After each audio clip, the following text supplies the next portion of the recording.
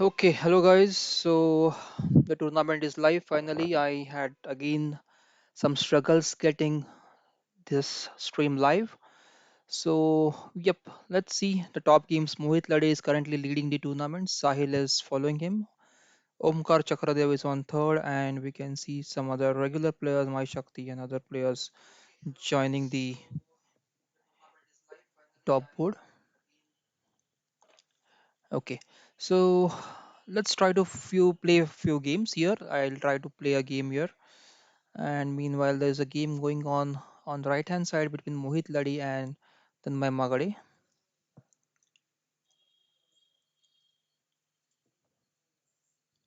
This is a bullet tournament which happens every weekend, and we also have daily leeches tournaments that starts at 9 p.m. IST. If you want to join our WhatsApp group to play these tournaments daily, you can click on the description box below. So let's play from black side. This is Mr. Brain Crusher. He is 1959, and let's see what he plays. I'm just not playing the regular Karok, and I just want to convert it into kind of a Pog defense or a modern defense by playing this Fianchetto and then attacking with the b5 and b4 and then targeting the central pawns. So that is generally how the modern defense or a Pog is played. In the Pork main line, you will generally find the Austrian attack coming from white side, wherein white plays an early f4 and tries to attack by playing the e5 pawn, which right now, knight is under attack. My knight is under attack. If I attack this bishop with my knight, okay, so this knight is now hanging and this bishop is also hanging. So either of the piece I think I can get for free. I know that my knight can get trapped by playing g4. So if this bishop could have gone to e3 and after pawn takes, okay, so this Bean Crusher has resigned. So in this case, knight can get trapped sometimes when you play knight to h5 by playing g4. White can try to trap the knight. Okay, let's wait for the next game. Meanwhile, again, a second game between Mohit Lade and Tanmay is going on. Let's check what happened in the game. So knight f3.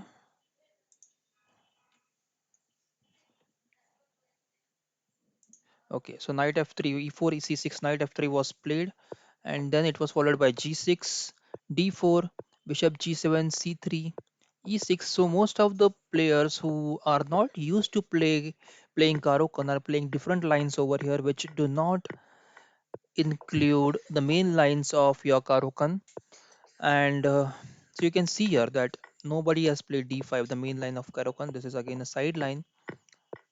But what is interesting is that even though black players who are not regular Karokan players, they are playing out of the book lines, they're always inventing something new, or they are trying to play something which can help them in the middle game. Okay, so right now in this game, for example, it's like a closed pawn structure with only e file was open, but white somehow managed to get an exchange for his minor piece, and now you can see that there is a rook on e1, but that rook doesn't have a good entry on the e file. The e file is very well blocked and defended by the knight and bishop. Now the only thing that black should try to do is to develop his light squared bishop, but it's very difficult right now to find the right move. So c5 is one of the good tries. Bishop can come to b5 or a4 to make his bishop active. And yes, so d4 pawn will remain hanging now. If bishop is played to c6 or b5, now the d4 pawn can be captured. Right, knight cross b7. And now what can black try? Can black create some kind of tactics here? f4, probably pawn f4. And knight goes back to e6, playing safe here. Now there is no c5 available for the white knight, but the white knight can hop on to d6 and attack the bishop on b5. That's what white has done. But what after bishop c6? Where will the knight go? Can the knight go to c8 and continue his attack on the a7 and the queenside pawn? Probably a5 will be played now. Rook c1 was expected, I think, to attack the bishop on c6. Now the d pawn is something which will give some hope. Now the d5 was hanging. Just when I was pressing that d pawn was one hope for black, black has managed to blunder and give it away. So this is a small misses that you have in your games while playing blitz games, bullet games, that you have to pay attention and make sure that your winning plans that is on d5. So excellent sacrifice on e6. You can see a knight e7, c7 coming, but the bishop is supported. But white here has imagined that he has two pawns on the queen side, that he has an extra pawn. And all the beginners who are watching this live broadcast, this is a very good learning for you. This is an instructive endgame wherein white has now exchanged his pieces so that he can create his passer on the queen side on the A and B files, and this will put pressure on black king to go on the B and A file and stop the pawn on A file. At the same time, white king can go and capture the F5 pawn, H5 pawn, G4 pawn, and take his kingside passers to get a new queen. That's what is happening right now. Black king is under pressure, and right now black has resigned because he knows that if he goes and tries to stop the A pawn, white is going to gobble up all his pawns on king side, and white can easily queen on the king side and then win. Okay, let's go back to the tournament. Yep, view tournament. So games are still going on. Some game might get assigned to me as I'm also playing right now. So Chakradev and Sam CKP are playing one of the games. Mohit Lade and Mai Shakti. Okay, so this is the interesting line because now this is the main line of Karo Khan, exchange variation of Karo Khan, and here white is going for the c4 option. I think this is one of the Pano variations when white plays c4 over here. Bishop g5, and this is like a Queen's Gambit decline without the e and c pawns. It's kind of a difficult position, not an easy position, because white might end up with an IQP on the D file on the D4 square. IQP, those who are not aware what IQP is it's the isolated queen pawn, wherein there is a single pawn left in your queen file, which cannot be supported by any other pawns. So that is called as IQP.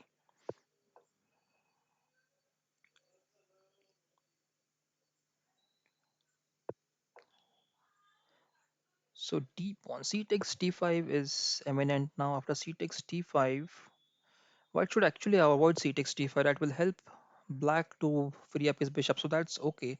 Playing c5, or he could have kept pawn on c4 and played rook b1, that could have avoided bishop d7. Now rook b8, and how is white going to attack from here?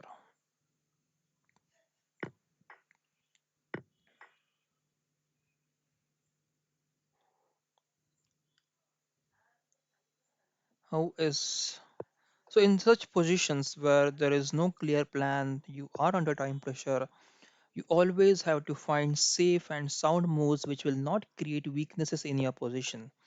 You have to make sure that none of your pieces are hanging. You don't give away any kind of outpost. Right now there is a c4 square, a good outpost for the knight, black's knight. So knight c4 is going to be a strong knight. Rook c8 will be played now probably, or knight c4. Yes, this is what I'm saying. So knight should have been taken to d2 by white to attack the c4 square and avoid the knight coming on c4. So from knight c4, now knight a3 is an dangerous threat over there. Okay, so rook c8 can be played now and just continued, and you can continue the game as usual. H6 is, it's one of the we call it as a housekeeping move, wherein you create an escape square for your king, avoiding the back rank checkmates. So h6 or h3, whenever you find such moves, you can call them as the housekeeping moves. Finally, this knight has given a fork on a3.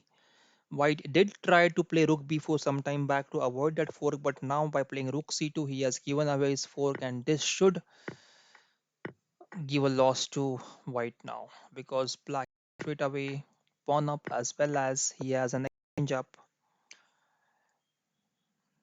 So b6 was pinned. Now rook e3 can be played. King f8 will be a blunder.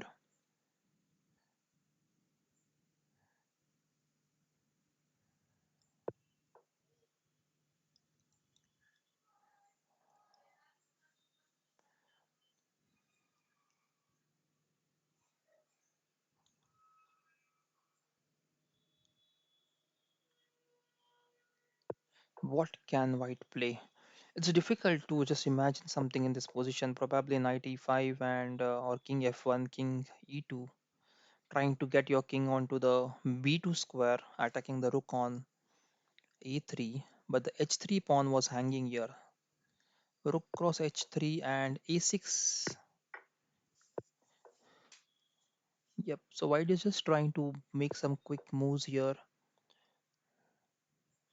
It's difficult to survive. Rook b3 has to be played. d4 is hanging, and the game seems to be all over now. It's just a formality from black side to complete the game, and when again exchange sacrifice, because black knows that he's winning on the queen side. There's a clear passer on the queen side, so the knight was captured by by one of the black rooks, and now black should win this easily. A superb center, good pawn chain, and a passer on queen side. What else do you want on a good day?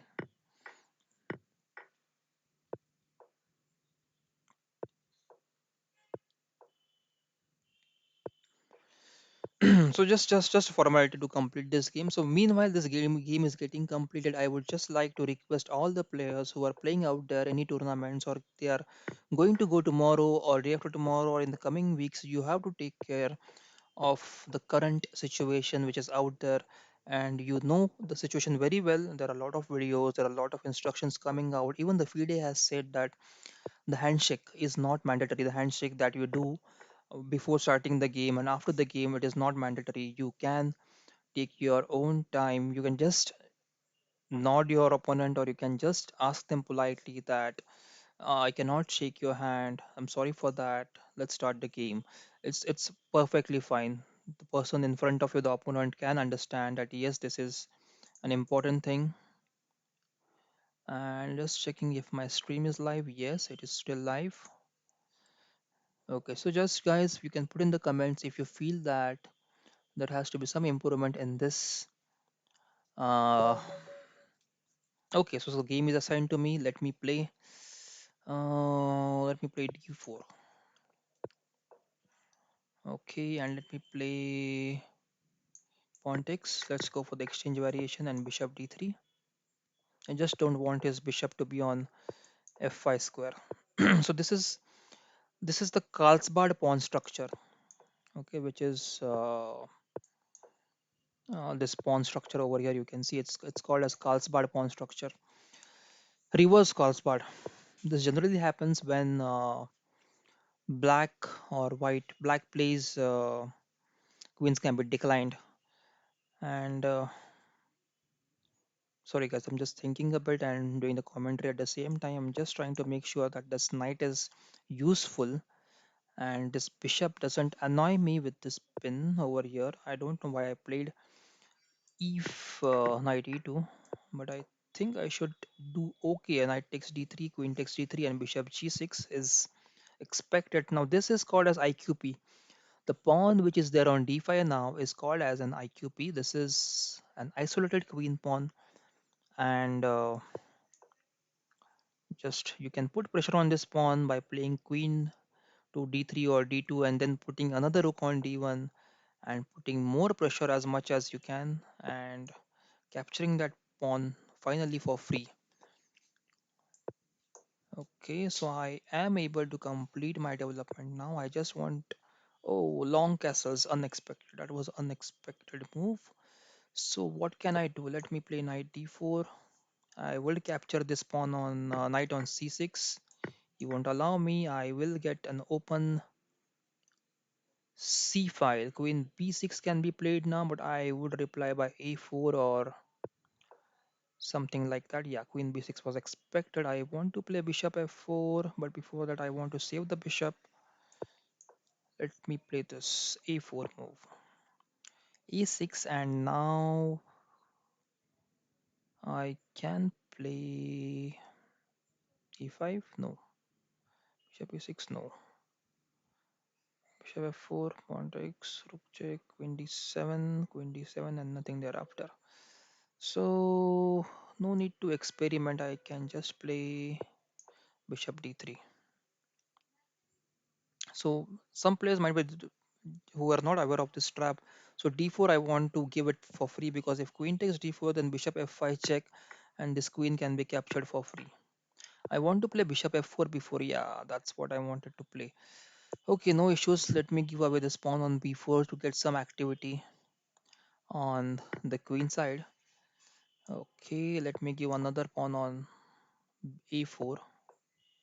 Doesn't capture. Let me put a small trap here. Queen d2. Idea is simply to play bishop f4 and pin the queen. Yes. So these are the small traps which many players miss actually in the bullet and blitz games. So queen d2 is like, it's difficult to imagine for some players that why queen d2 was played, and instead of thinking about this move they just play this random move at 6 and end up in the bad position. So now knight f5. Put, let us, should I capture the pawn on g7? Can someone answer that? Because after capturing g7, the rook g8, and black might get some play on the king side. Okay, queen b2, just trying to put some pressure on the b7. Now I have to be a bit fast here because d6. Let me capture d6, knight d6, and then rook. Let me develop the rook. Rook c5, pressure on d5 then, and knight d5 can come back. f3 I can play. Let me put some pressure here. If knight e4, then rook d5. Rook takes d5 cannot be played because of queen takes b7. So knight e4 is kind of expected, or he might develop his rook to b8. Knight c4. Is there any trap, any kind of fork? Nope. Now I will play rook d5 next move if allowed. Rook takes d5 is not possible because of queen takes b7 mate. Yes, rook e1 check, rook takes e1. Okay, fine. Let me play rook d5. Okay, now c4 knight is hanging, and what can I play? What can I play? Let me attack. Let me attack the knight. Both exchange is forced. Let me capture with the pawn. Now the idea is to play c6 and weaken this pawn. Now queen b8. If pawn takes c6, then pawn takes. Okay, fine. I cannot capture this. I can play queen f8 check. Rook cannot come to c8, and I can give a mate here. Okay, a nice game. So the tournament has ended now. You can see the timer has run out. And these are the winners for today. Mohit Lade is the first, Chakradev, Omkar Chakradev is second, and Sahil is third. So congratulations to all the winners and all the viewers who are watching the tournament. Thank you for watching. We are creating, once again I'm repeating this, we are having tournament, Leeches tournament daily. You can go to the description and click on the WhatsApp link and join our WhatsApp group to get your daily tournaments. So this is the final ranking. You can see Sharif, my Shakti simple player, Sam CK Pete and my Magade, Aquila Reina Lanira. Okay, it was a good tournament. Karukan, we mostly saw 21 players participate. That is a good number, and we mostly saw different openings. I mean, the players were not following the main lines, especially the players who are not used to playing Karukan defense.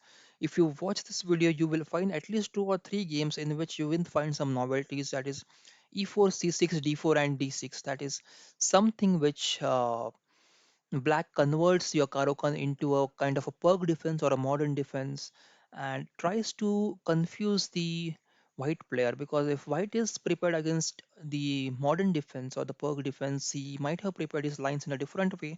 But if you start with Karokan, then he might start with his preparation against Karokan, but then you take and maneuver your game into perk defense. So it's like mind games that you can play with your opponent, and it always helps you when your opponent especially knows at what openings you play. You can try to play with his mind and try to surprise him by playing different openings altogether.